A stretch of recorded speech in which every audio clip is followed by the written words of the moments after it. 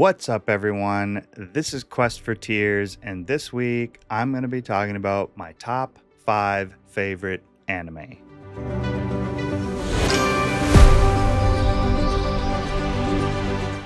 Now, with anime, I just meant any Japanese animated TV shows or movies. So it's not limited to one or the other. Now, I'm a little older and I've been around since anime started in America, pretty much. I mean, like, I'm talking when they only had like a couple VHS tapes in Suncoast Video, which many of you won't even remember. I used to work there actually, and I would see all the new anime come in, and I would see anime start to grow and get more titles. And at one point in time, I bought every anime you could buy. I don't want to bore you too much. I'm going to get into my top 5. A lot of mine are more recent, but there's a huge world of anime out there. So much stuff people can get into.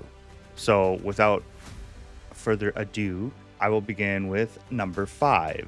And for that, I think I will say Konosuba. That was a more recent one that I latched onto, and I actually have a whole bunch of statues back there from that anime. I kind of tend to like that adventure genre, which sometimes it's where like a hero gets pulled in from, our world into a fantasy world or whatever, which is sort of what Konosuba is. But it just had some great characters. Probably one of my favorite characters is Megumin. I kind of just liked her growth over the series, and I believe there's actually a new season out that I need to catch up on. But number 5 is Konosuba. Definitely a fun one to check out. Comedy, action, all that stuff. Number 4 is Goblin Slayer. Now that is a dark fantasy sort of story. It's about a guy who just wants to kill goblins. His whole focus is on killing goblins. And it's quite violent and has some more adult themes to it, heavier themes. So I would definitely caution anybody wanting to watch it. I also read the manga for it, and I just enjoyed that one. In fact, again, I think there's another season that has recently come out. I'm a little behind on a few things, but Goblin Slayer was one that I really liked. So that leads me to number 3, which I'm gonna say Fairy Tail. Now, Fairy Tail, for those who know me personally, know I love Fairy Tail. I've got so many Fairy Tail statues around here. The only reason I probably didn't put this higher or at number 1 or even 2 is because I haven't finished Fairy Tail. I think I've gotten into somewhere into the 200 episodes, and I just kind of had to take a break from it.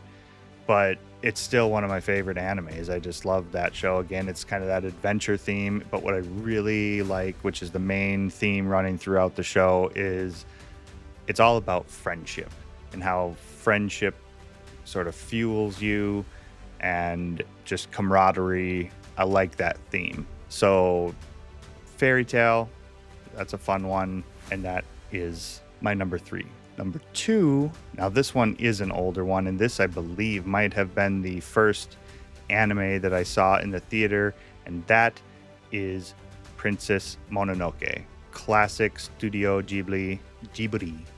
We looked it up. That's how you say it. That's how they say it in Japan. Ghibli. Some people say Studio Ghibli.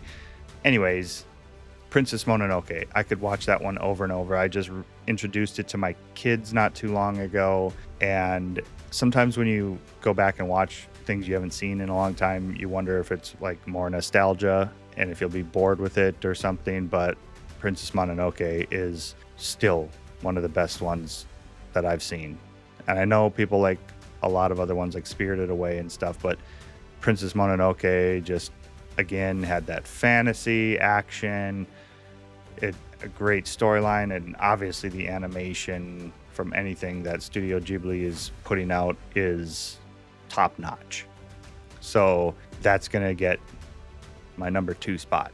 And number 1 is Berserk. Now that is, again, another dark fantasy and really dark fantasy, very adult themes, so not recommended for kids, but for whatever reason, I just loved that one. And again, I've got a couple of statues from that of Guts, the main character. I've always loved a character like Guts, just kind of that person who can persevere through all odds against them. He's got a gigantic, ridiculous sword, and he wields it like it's a butter knife.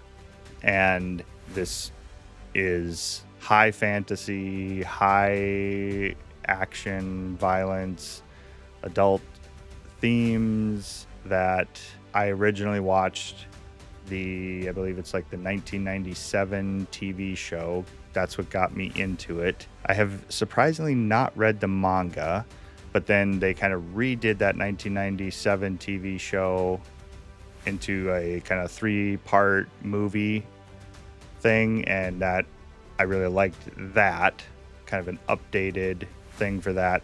Then they made another TV show that nobody really liked the animation of, including me, but it's more berserk, and it continued the story. That's all I liked, and that's all I needed. I played a video game for it. I have these huge statues. They're in my garage. They're like 2 feet tall, big, huge statues, expensive. One of the first ones I bought was of Guts. Yeah, Berserk. That's my number one.